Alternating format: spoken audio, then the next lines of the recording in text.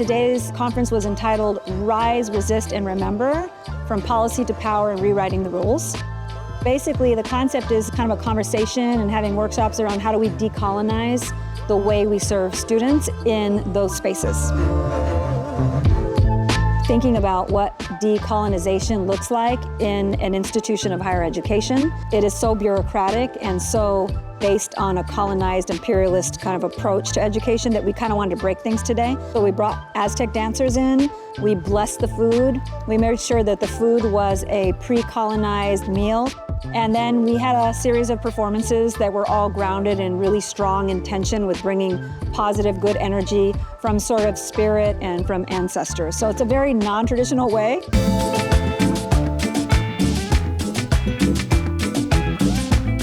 What I wanted folks to do is to think about how do we break the rules? How do we think about ways that we could serve our students better by being more connected to who we are in our ancestral roots? How do we bring sort of heart-forward care into what we do? How do we bring kind of spirit, memory, culture? What are other modalities of healing? And we had the participants share with us their cultural ways of healing through food or dance or ceremonies that are part of their culture so that we can recreate it for students in our wellness lounge. For folks to be able to think outside the box, I think you have to include movements and include sound and include different ways for people to sort of break free from the invisible chains that are kind of controlling the way that we think about education.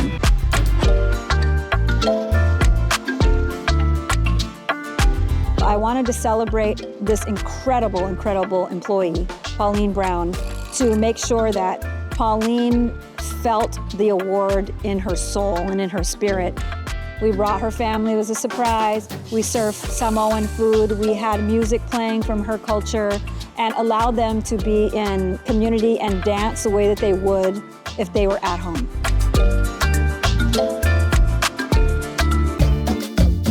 We're going to take all the ideas that came out of today to talk about what are the things that we learned from our community to implement into the way that we work with our students in a different kind of way.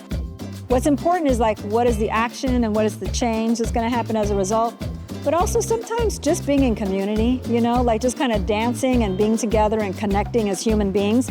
That right there just already has value. Through that energetic connection, we could serve the students better. What's happening at the federal level is it's really challenged a lot of our souls. Smiles on, run those meetings, and it's hard to do when we are seeing this assault happen on our community. Today was important at this time because of what's happening to our community to shift the narrative and to give the folks that work in this area permission to break the rules and permission to decolonize, to let them know now's the time for us to speak up.